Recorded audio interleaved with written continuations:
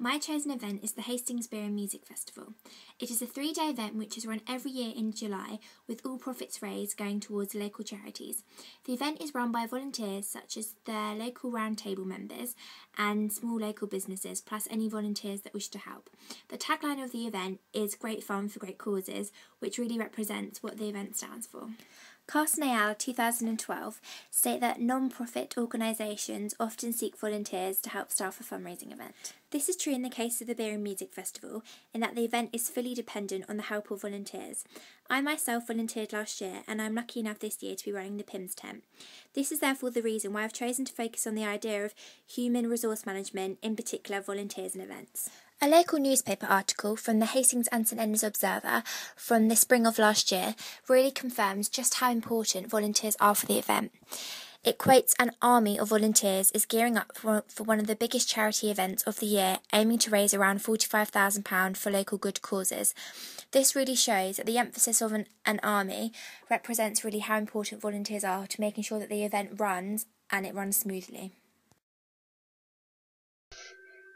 Volunteering England 2012 defined volunteering as any activity that involves spending time, unpaid, doing something that aims to benefit the environment or someone, be it an individual or a group, other than or in addition to close relatives. Central to Volunteering England's definition is the fact that volunteering must be a choice which is made freely by the individual. This is true in the case of the beer festival, as volunteers must sign up to a sign-up sheet or let themselves be known to a team member when they want to volunteer. Bustle and Forbes 2002 state that volunteers are a scarce resource, with a lack of time often being cited by individuals as a significant barrier for volunteering. Sudan et al. 2007. This, however, is not the case with the Hastings Beer and Music Festival. In the past few years, it has been inundated with volunteers wishing to help and lend their services. I interviewed a few members of their roundtable and just local volunteers that decided to help and asked them what their motivations were for volunteering. Hello, my name is George Sayer.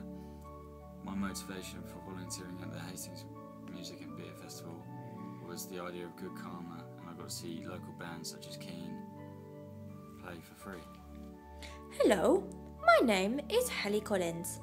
I volunteered for the Hastings Beer and Music Festival because I thought that it is a good idea to give back towards your community. Did you know, for example, that volunteering helps to contribute to £4.8 billion to the UK GMP and is the fastest growing job sector? Yeah, bet you didn't know that.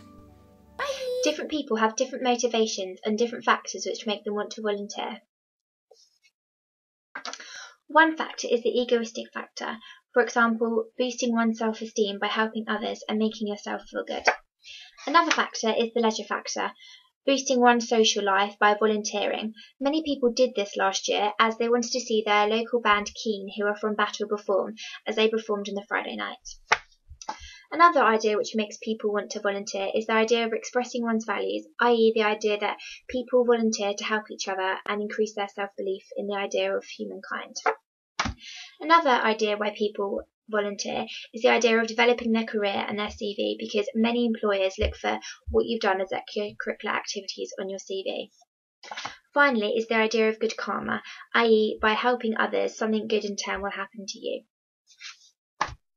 Last year, on the whole, I thought that the volunteer management was run very effectively and smoothly at the beer festival, with each volunteer having to report to a team leader with their problems and issues. However, this year, as a team leader myself, I think that I'm going to make a few changes to my team. For example, I'm going to schedule select breaks so that each volunteer knows when they have their correct break and don't feel that they have to wait around for ages. I also think that last year worked very effective working in pairs. For example, if you wanted to go to the toilet, then your other team member would be there. And I just think that that's quite an effective way to work. So I think I'm going to continue doing that this year. Thank you for listening. Bye!